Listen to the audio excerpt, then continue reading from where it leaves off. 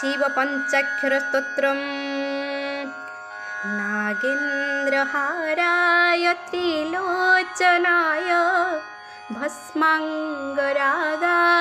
महेश्वराय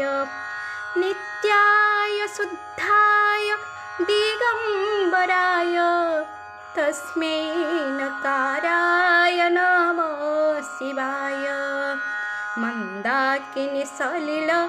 चंदन चर्चिताय नंदीश्वर प्रमथनाथ महेश्वराय मंदार पुष्प बहुपुष्प सुपूजिताय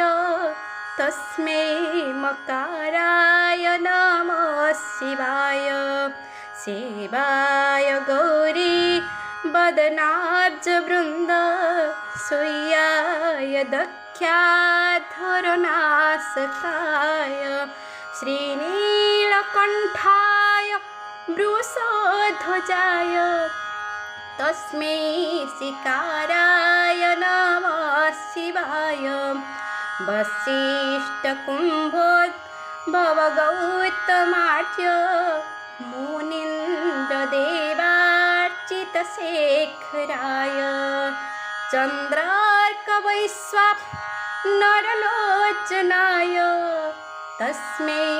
वकाराय नमः शिवाय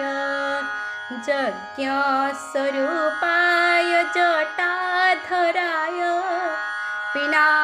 पिनाकहस्ताय सनातनाय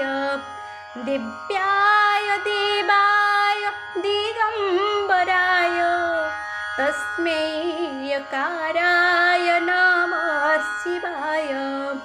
तस्मै